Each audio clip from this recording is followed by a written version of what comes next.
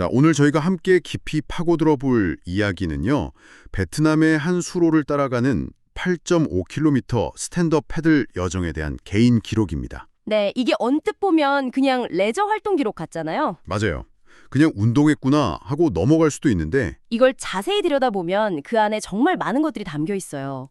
자연과 사람이 어떻게 관계를 맺는지, 그 생생한 모습이요. 네. 그래서 오늘 저희는 이 짧은 여정을 따라가면서 그 안에 숨겨진 자연과 문화, 또 지속 가능성에 대한 통찰을 한번 같이 발견해 보려고 합니다. 좋습니다. 이 기록은 정말 한편의 짧은 다큐멘터리 같아요. 출발할 때의 자신감부터 예상치 못한 만남, 또 자연 앞에서 겪는 어떤 한계, 그리고 마지막에 발견하는 희망까지. 그 흐름을 따라가는 재미가 있겠네요. 그렇죠. 이 흐름을 따라가다 보면 지속 가능성이라는 게 사실은 아주 구체적인, 어쩌면 강가에서 굴을 키우는 한 가족의 손길 같은 모습이라는 걸 느끼게 되거든요. 자, 그럼 그 여정의 시작점으로 한번 같이 가보시죠. 기록을 보면 출발지가 베트남의 따마이 섬, 강어귀 근처예요. 총 거리가 8.5km. 꽤 긴 거리죠? 네. 근데 출발 시간부터가 좀 흥미로워요. 오전 10시. 정확히 만조 때 출발했다고 나와 있거든요. 이게 아주 중요한 첫 번째 단서죠. 일부러 시간을 맞춘 거군요. 그럼요. 그냥 시간이 돼서 나간 게 아니에요. 만조, 그러니까 바닷물이 가장 높이 들어왔을 때를 딱 맞춰서 나간 거죠. 이건 이 패들러가 이 지역의 리듬을 이미 알고 있다는 뜻이거든요. 아, 저도 그 부분이 인상 깊었어요.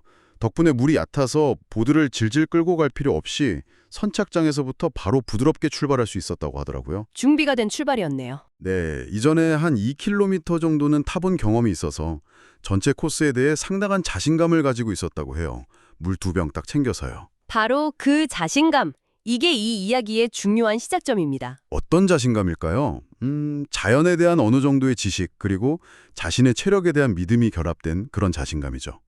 하지만 이 여정은 그 자신감이 어떻게 시험받고 또 더 깊은 이해로 변해가는지를 보여주는 과정이기도 합니다. 자연을 이용하는 단계를 넘어서는 거군요. 그렇죠. 자연과 대화하는 단계로 나아가는 거죠.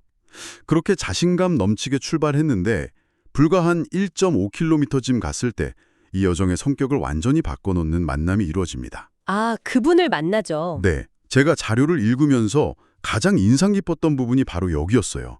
강 위에서 정말 예상치 못한 사람을 만나거든요. 바로 전통적인 베트남 바그니베 퉁차이를 탄 나이든 어부와의 만남이죠. 이 만남이 없었다면 정말 그냥 평범한 스포츠 활동 일지가 됐을지도 몰라요. 맞아요. 그 둥근 바구니 모양의 작은 배에 혼자 딱 앉아서 낚시를 하는 모습이라니 정말 그림 같지 않나요? 상상이 가네요. 그런데 이 패들러가 진짜 놀랐던 건 그 어부가 쓰는 장비였어요. 아, 장비. 네, 직접 만든 것 같은 아주 단순한 대나무 낚싯대 하나가 전부였거든요. 요즘 낚시 생각하면 뭐 온갖 장비들이 있잖아요. 그렇죠.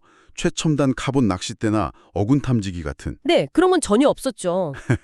그런데 그 단순한 도구로 낚싯줄을 20m나 던지는데 그게 엄청나게 정확했다는 거예요. 기록에는 마치 팔의 연장선 같았다 이렇게 표현되어 있어요. 와, 이걸 보고 그냥 지나칠 수가 없어서 잠시 멈춰서 인사를 건네고 짧은 대화를 나눴다고 합니다. 여기서 아주 중요한 질문이 생기는 거죠. 이 어부의 기술을 과연 원시적이라고 봐야 할까요? 아니면 고도로 최적화된 걸까요? 어떻게 다를까요? 우리는 보통 기술이라고 하면 복잡하고 비싼 장비를 떠올리잖아요.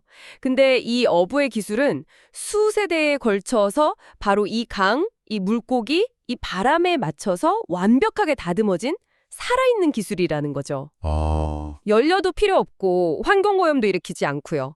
어쩌면 이게 가장 진보한 형태의 기술은 아닐까요? 듣고 보니 그렇네요. 근데 우리는 흔히 이런 모습을 보고 그냥 낭만적이다, 과거의 유산이다 이렇게 쉽게 생각하잖아요. 그렇죠. 근데 이게 사실은 좀 경제적인 문제일 수도 있지 않을까요? 만약 이 어부에게 최신 모터보트랑 장비를 살 돈이 있었다면 과연 계속 대나무 낚싯대를 썼을까 하는 생각도 들고요. 아주 날카로운 지적입니다. 물론 경제적인 이유가 클 수 있죠. 하지만 이 기록이 우리에게 던지는 통찰은 설령 그게 필요에 의한 선택이라 할지라도 그 안에는 우리가 잊고 있던 엄청난 효율성과 지혜가 담겨 있다는 점이에요. 효율성이요? 네, 20m를 정확히 던지는 그 능력은 장비가 아니라 몸에 축적된 데이터, 즉 이 환경에 대한 깊은 이해에서 나오는 거니까요. 아, 그 패들러가 어부와 대화를 나누고 사진을 찍는 그 순간이 단순히 풍경을 담는 게 아니었군요. 그럼요.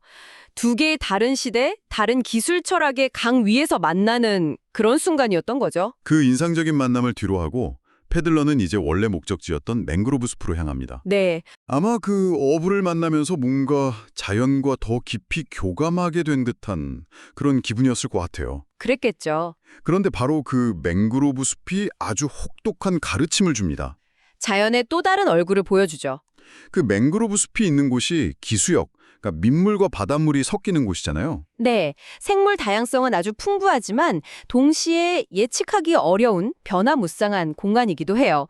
밀물과 썰물에 따라서 완전히 다른 환경이 되거든요. 패들러는 만조 시간에 맞춰 갔으니까 물이 충분할 거라고 생각했을 거예요. 그렇죠. 그런데 맹그로브 숲 가장자리에 도착하자마자 문제가 생깁니다. 물이 갑자기 너무 얕아져서. 아, 패들보드 바닥에 달린 핀이 진흙이랑 물속 나무 뿌리에 계속 닿기 시작한 거죠. 겉으로 보기엔 잔잔한 물이었겠지만 그 아래에는 맹그로브의 그 복잡한 뿌리들이 거미줄처럼 얽혀 있는 겁니다. 마치 도로가 멀쩡해 보이는데 사실은 살얼음이 껴있는 것처럼요. 딱 그런 상황이죠.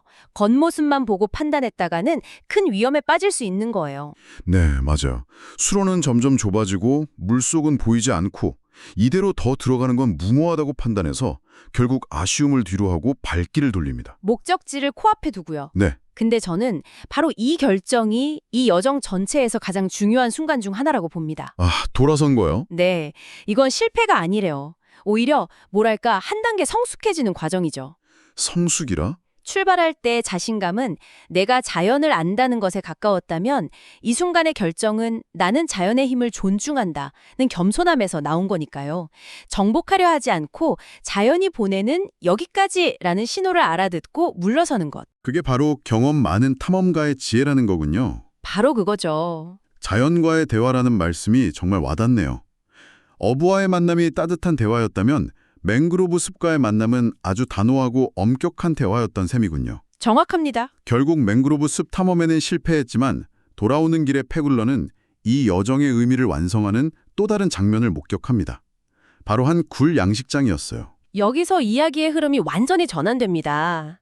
자연의 한계를 경험한 직후에 그 자연과 공존하며 살아가는 인간의 지혜를 목격하게 되는 거죠. 맹그로브 숲이 경계를 보여줬다면 굴 양식장은 조화를 보여주는 거네요. 네, 맞아요. 그곳에서 일하고 있던 한 가족을 만났는데 이들도 낯선 방문객을 아주 따뜻하게 맞아줬다고 해요. 양식장 발판 위로 올라와서 구경하는 것도 허락해주고요. 기록에 묘사된 장면이 아주 생생해요. 한 아주머니가 투명한 나일론 줄에 굴껍데기를 대여섯 개씩 엮어서 긴 대나무 구조물에 매달고 있었어요. 아, 전형적인 수화식 양식법이죠.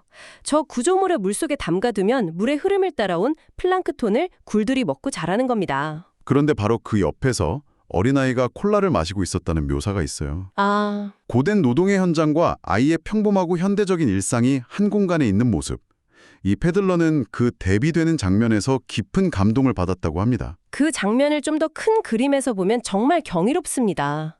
왜 하필 이곳이 굴 양식의 최적지일까요? 왜 그런가요? 바로 아까 이야기했던 조수 교환 때문입니다. 밀물 때는 영양이 풍부한 바닷물이 강 안쪽으로 들어와서 굴에게 신선한 먹이를 공급해주고요. 네. 썰물 때는 굴에 배설물 같은 노폐물들을 싣고 바다로 나가면서 자연적으로 정화작용을 해주는 거예요. 와, 듣고 보니까 그럼 이건 거의 자연이 알아서 이 양식장을 운영하고 있는 거네요. 그렇죠. 인간은 그냥 굴이 붙어서 자랄 수 있는 구조물만 제공해주고요. 맞습니다. 먹이를 주고 물을 갈아주는 모든 과정을 자연이 알아서 해주는 완벽한 순환 시스템인 셈이죠. 이건 맹그로브 숲이 보여준 엄격함과는 또 다른 자연의 너그러운 얼굴인 겁니다. 이 기록이 여기서 한 발 더 나아가서 베트남이 세계적으로도 중요한 해양 양식업 지록이라는 점을 짚어주더라고요. 네, 특히 무분별한 남획으로 바다의 어족 자원이 고갈되어가는 지금 이런 방식이 하나의 대안이 될 수 있다는 거죠. 네, 지속 가능한 단백질 공급원으로서의 가능성을 보여주는 겁니다. 유한한 토지에서 식량을 생산하는 것과는 달리 바다는 아직 우리에게 기회를 주고 있죠. 무전 조건이 붙겠죠. 그럼요. 책임감 있게 관리된다면 이라는 아주 중요한 전제가 붙지만요. 바로 그 지점이 궁금해져요. 이 가족이 운영하는 소규모 양식장은 정말 아름답고 지속 가능해 보여요. 근데 이게 과연 돈이 될까요? 이런 방식으로 현대사회에서 생계를 꾸려가버린 게 가능할까요? 그게 바로 핵심적인 딜레마입니다. 이 기록은 이 가족의 소득에 대해선 말해주지 않아요. 하지만 부가 아니라 자립의 관점에서 볼 필요가 있습니다. 자립이요? 네, 이들은 자신들이 사는 환경에서 직접 식량을 얻고 남는 것을 팔아서 생계를 유지하죠. 외부 경제 시스템에 대한 의존도가 낮은 아주 회복력 강한 모델이에요. 문제는 이런 모델이 산업화될 게 발생합니다. 더 많은 돈을 벌기 위해 양식 규모를 무분별하게 늘리면 아까 말한 자연의 정화 능력을 초과하게 되고 결국엔 그 생태계 전체가 무너질 수 있겠네요. 그렇죠. 양식장도 그 주변 환경도 다 망가지는 거죠. 결국 모든 걸 마치고 출발점으로 돌아온 패들러는 총 8.5km의 여정을 마무리합니다. 네. 기록의 마지막 부분에서 그는 이번 여정이 단순한 체력 단련이 아니라 자연과 문화 그리고 지속 가능성에 대한 살아있는 수업이었다고 말해요. 정말 그렇죠. 맹그로브 숲 앞에서 발길을 돌렸던 순간처럼 체력보다 환경을 이해하는 것이 더 중요하다는 걸 깨달았다고요. 이 패들러의 깨달음이 바로 우리가 오늘 나눈 이야기의 핵심입니다. 그는 자연을 이용하러 갔다가 자연과 공존하는 법을 배우고 돌아온 셈이죠. 어부의 지혜에서, 맹그로브의 경고에서, 그리고 양식장 가족의 삶에서요. 네, 맞습니다. 이 모든 이야기를 종합해보면 결국 하나의 질문이 남는 것 같아요. 이 기록은 따마이섬의 작은 굴 양식장에서 지속 가능한 미래의 희망을 보여줬어요. 그런데 이런 전통적이고 소규모적인 방식이 과연 현대 경제의 요구와 양립할 수 있을까요? 바로 그 지점에서 우리가 함께 고민해봐야 할 마지막 질문이 나옵니다. 기록에서도 책임감 있는 관리라는 표현을 썼는데요.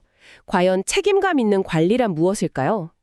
이 굴 양식장 가족이 보여준 조화로운 모델의 지혜는 유지하면서 동시에 더 많은 사람의 생계를 지원할 수 있도록 규모를 키울 방법이 있을까요? 만약 있다면 그 균형점은 어디일까요?